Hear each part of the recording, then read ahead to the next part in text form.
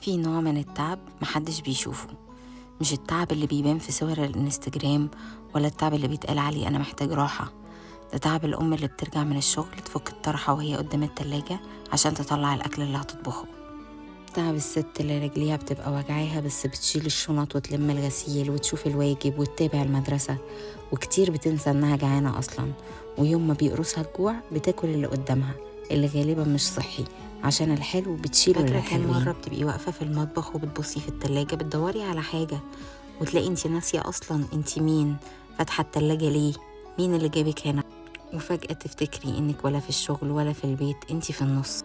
وده فلوج يوم في حياة راجعة من الشغل، يوم في حياة واحدة مش بطلة بس أنا بتحاول. أنا دايما بعمل أكل من اللي بيصوروه على الانستجرام، ساعات بعمل أسرع حاجة وساعات مفيش أصلا، بس أهم حاجة يكونوا شبعانين ومبسوطين حتى لو أنا مش كده. أنا مش سوبر ماما ومش بعرف أعمل كل حاجة، بس بحاول أساعد في الواجب وأنا بلم المطبخ، بسألهم عن يومهم وأنا بكنس.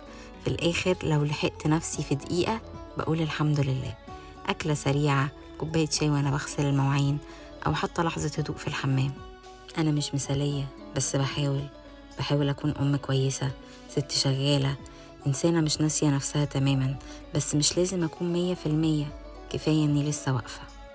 ودايما بفكر نفسي إني مش محتاجة أكون مثالية، أنا بس عاوزة أكمل وده لوحده كفاية.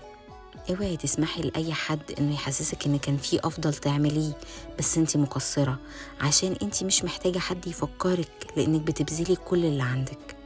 كل مرة بتقومي من على السرير وانت جسمك مهدود بس بتقولي يلا عشان العيال أو يلا عشان البيت يروق، دي قوة حقيقية مفيش أي مخلوق في الدنيا يقدر إنه يقلل منها. اللي فاكر إن الست شغلها سهل عمره ما جرب يعيش يوم واحد مكانها. مش بس تعب جسد، ده تعب ذهن وتفكير وترتيب ومتابعة ومسؤولية في كل تفصيلة.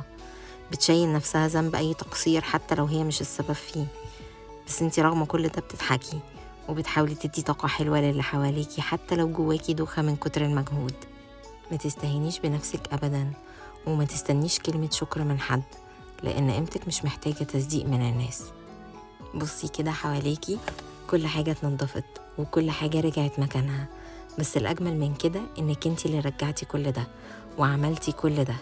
انتي مش بس بتنضفي بيتك، انتي بتجددي طاقتك ونفسك. حتى لو كتير بيشوف ان تنظيف البيت سهل، انتي بس اللي عارفة المجهود المبذول اللي بسببه بتحسي بالسعادة أول ما توصلي لمرحلة المعطر. وأنا هنا مش بتكلم على التنظيف بس، الكلام ده أنا بقعد أقوله لنفسي كتير، وحسيت ان انتوا محتاجين ان انتوا تسمعوه برضو. وكان عندي اعتذار صغير ان انا عملت تنظيفة عميقة للبيت من وراكم، ولكن طبعا انا معرفتش ان انا اصور. ولكن هل ده كان سبب في ان الشقة تفضل نظيفة؟ ده كان تالت يوم بعد الترويقة العميقة، من غسيل شبابيك لكل حاجة. كان ده منظر البيت، عشان ما فيش بيت بيبقى نظيف 24 ساعة في 24 ساعة. ربنا يدينا الصحة ويبارك في اولادنا. وقولولي في منظر البلكونة ايه رأيكم فيه بعد ما انا شلت النجيلة؟ حاسة كده بقى ألطف كتير. ديت كانت أول تجديدات في البيت، وعملت تجديدة تانية كده في المطبخ ممكن أصورها لكم لوحدها، أو أنا صورتها بالصراحة بس لسه ما نزلتهاش في الفلوج دوت. حاجة عملية جدا ولمت حاجات كتير في المطبخ، فهنزلها لكم إن شاء الله. وفي نهاية فلوج النهاردة حابة أقول لكم لا تنسوا صالح الجعفراوي من صالح دعائكم بالرحمة والمغفرة، وربنا ينصر جميع إخواتنا المستضعفين في كل مكان. وبس كده، باي باي.